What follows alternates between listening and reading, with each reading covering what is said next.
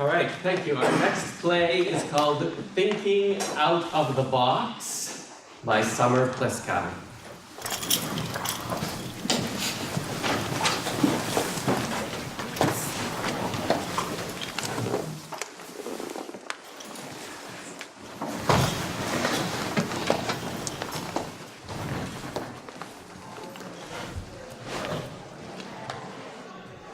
Race is a word. It's not a definition. I just feel so different from everyone, like they don't understand me. I don't think we can ever move forward unless people are honest with themselves. How can you define any single individual by one word? I feel like if I screw up, being the only person of color, then the next time another person of color comes by, they might not give them the same opportunity. I'm just belittled, dehumanized, and that's the biggest shock of discrimination. So, what does someone who gives a diversity presentation look like? Why couldn't that be any single person in this room? Confusion. Denial. Acceptance. Disbelief. Partial. Inclusive. Those are just a few of the words that come to mind when I think about diversity. But of course, that's just me, how I grew up. I bet every person here is looking at me thinking, this young, white female, she couldn't possibly give a speech on diversity. But what you don't see is that I'm also Hispanic. Because I'm light-skinned, light-eyed, half Jewish, half Hispanic, I'm not a real Hispanic. Because that's how it's felt. I've actually had people laugh when I interject to say, well, I'm Hispanic. I felt confused because I was shunned by a society for trying to grasp onto who I am and where I come from. I mean, as a little kid, I thought getting to celebrate Christmas and Hanukkah was just about the coolest thing ever. For Christmas, we had a literal feast. Empanadas, yuca, mojo, black beans, all homemade. My grandma would be in the back frying all morning.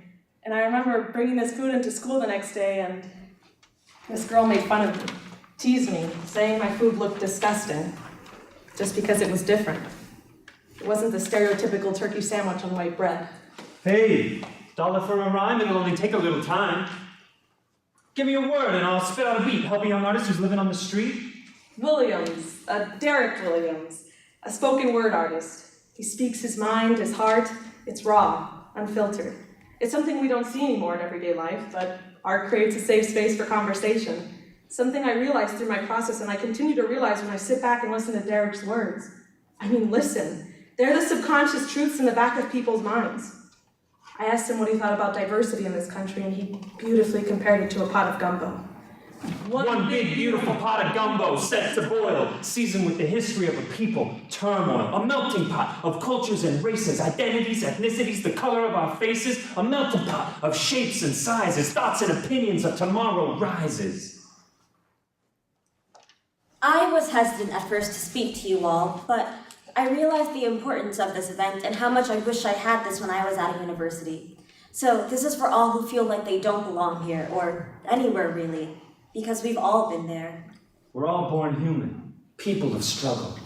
But somehow people just can't juggle the idea that we're different, but all the same, all equal in the way we humans became. Brains wired, hearts fired. Show empathy, love. Never lose you when push comes to shove. I was born and raised in Miami, Florida. Growing up in Miami, I was exposed to so much culture.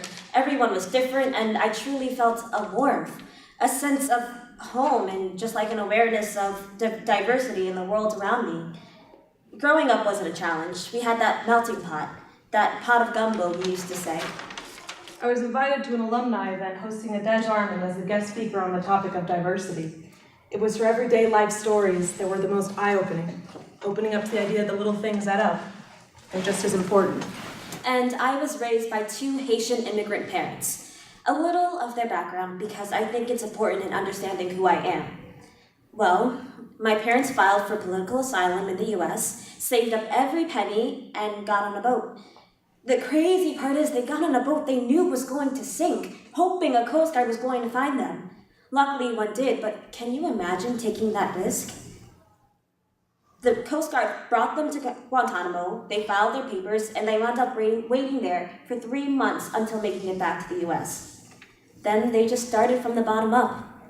I can't imagine what was going on in their heads. Make a list. Avoid the fists. Mark a check when you reach the deck. Cross the waters, check. Sign the papers, check. Learn English, check. Go to school, check. Find jobs, check. Have some kids, check. Buy a house, check. Your true color depends on what you do. Pursue the American dream that really wasn't built for you. To me, discrimination is a bit more pick and choose, like maybe leaving a person out or shunning them. But racism is a blunt force. It's an isolation of that group, not taking them into account as human beings, really, belittling them. I've seen it. I've been through it. I met Angelique in Nadejda's presentation. Well, she approached me, actually, wanting to talk about diversity and discrimination. All of it. She let me record, and I just listened. About an hour later, I left with a better understanding of myself, in a positive way.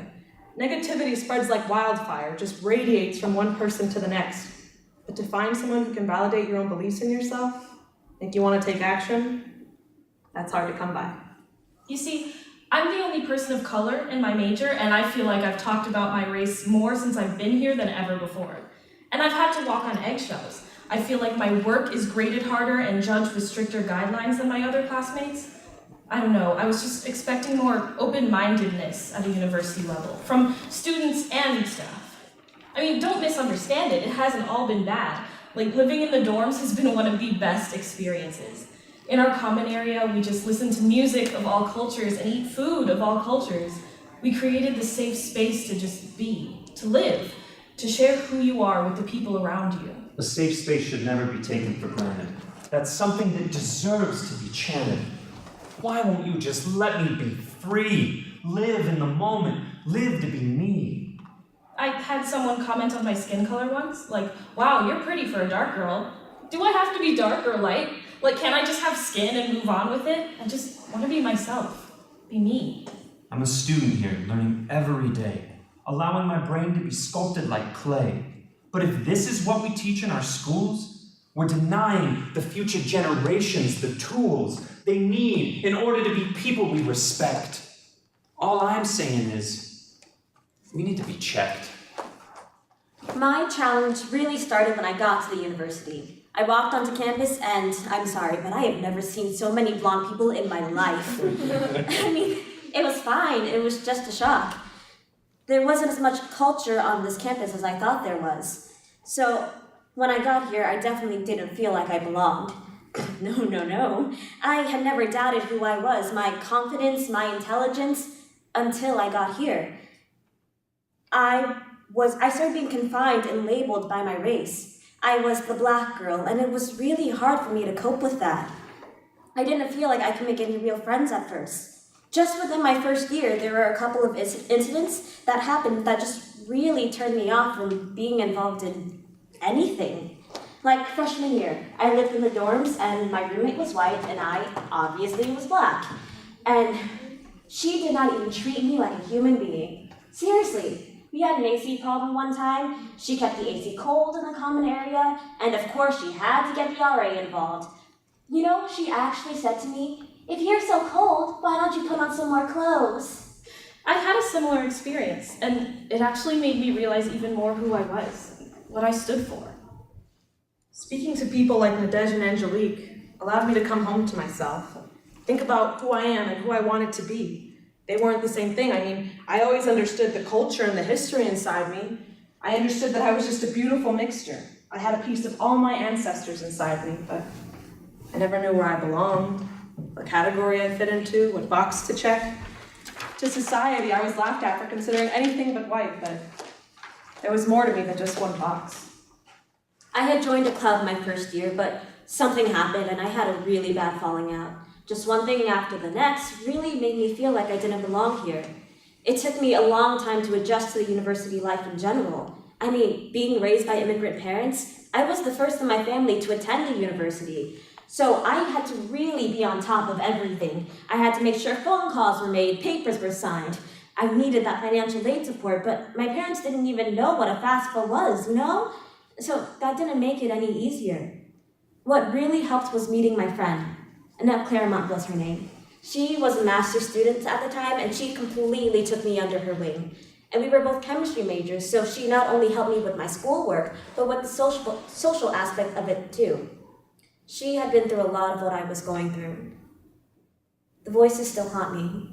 People saying, Better run, better not be late. if you're African American, you got a different fate. I'm on the chemistry track, but no one believes it because I'm black. Hear them say, can you be that smart? If only they could find it buried in their heart. To see I'm walking on a tightrope so tall. I don't know what would happen if I fall. But I didn't fall, and I think I'm most proud of that. I slowly found where I felt most at home and where to avoid. Sororities and frat parties were just a big no for me. My friend and I actually went to a frat party once and never again. While we were there, we watched this man beat up this guy solely because of his race. Like, the guy beating him up actually said he didn't like him because of his race. I felt Greek life culture represented something I couldn't support. So, I found my niche and I stuck to it. But I had found myself falling into the cliquey habit that everyone else had. Only hanging out with people of my own race, labeling others by what they look like, that wasn't me. But that's what I found myself doing, and that in itself was shocking to me. It was a weird and eye-opening experience. I found it following me after graduation, how society, even as adults, will try to label you for their own satisfaction. I've noticed people are not comfortable unless they define you by their own terms. Stereotypes. Blurted with a laugh and a smile. It's just joking, so it ain't vile. We all have thoughts about those not the same. I'm inclusive, we say, so we don't get blamed. Drift to a time of checking a box. Louder each time this fake diversity talks. I mean, this idea of checking a box is what creates this whole quota dilemma, and this idea of being diverse on paper. But it's not right, it's not real diversity. Not when it comes to our human interactions. I finally realized that I'm the only one who gets to decide what I'm defined as. Me. I am the keeper of my fate. I am the captain of my soul, as poet William Henley once wrote. I realized that we all have a story, and every story is worth sharing. Every story matters. But then sometimes in my classes I feel stranded. It's a drastic shift I haven't been able to wrap my hands around. Like, with staff, I feel like I don't have enough people in my department that I can really look up to or feel comfortable talking to. I want to see more true diversity, not just on paper, like, yes, you brought us all here, but what are you doing with it? Nothing. And we're saying nothing because we're afraid to talk about it. Like, it's just this pile under the rug that nobody wants to talk about. And I find it funny that the people who most want to talk about it are never the people who need to talk about it. I mean, everyone's got some kind of hate. Even me. Hate's everywhere, but why? When you think about it, none of us are American. I mean, the thing about American culture is it's not just one. It's all different cultures in one. Unless you're Native American or of that descent, you're not from here. Your ancestors came from somewhere else and settled down here. I mean, I was born here, and I've been walking to class, and I've had people yelling at me, screaming, "Go back home!" Just a reflection of how the times roam. Highest tension since the civil rights era. Like a pulled string, society shares a Fear of snapping at any point in time. Disturbing the balance we've worked towards for some time. better think, better act. Tell me, what do we do? Turn the pain into love. Let it become something new. For me, it's hard because I can sit here and I can see these things happening around me, hear these stories, but if we remain quiet, are we part of the problem? I learned from my experiences. I learned about myself, to be myself. We're becoming ostracized in our ideas, but I think if every viewpoint was listened to, no matter how horrendous or good or dumb, we'd all be able to be heard equally. As you're experiencing the university life, don't be afraid to speak. There's not a right answer, so just be yourself.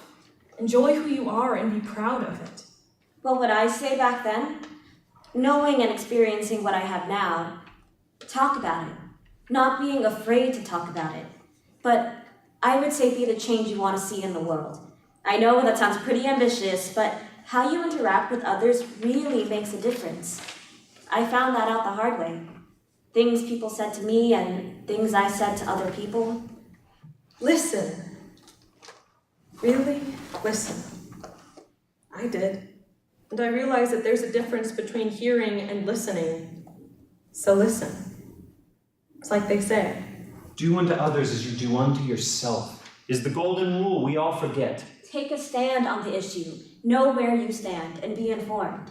Be less reactionary and more proactive. If you see something wrong, respond for change. Emotional safety has far too wide a range. Act now before it's too late. Be kind, don't mind. Beware what you might find. This pot of gumbo ain't so colorblind. Add diversity to the list of things we want to be preeminent in.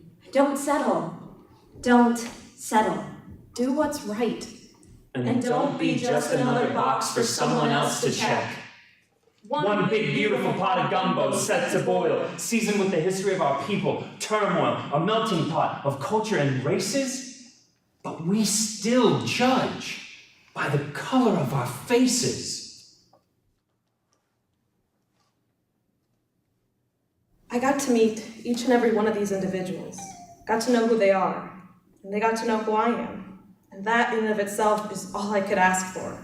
Regard others as exactly who they are, to listen, exactly as you all did here tonight. So thank you.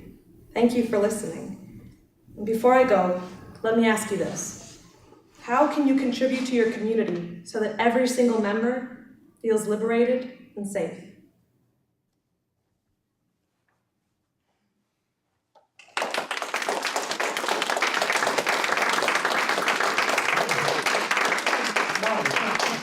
Introduce yourself.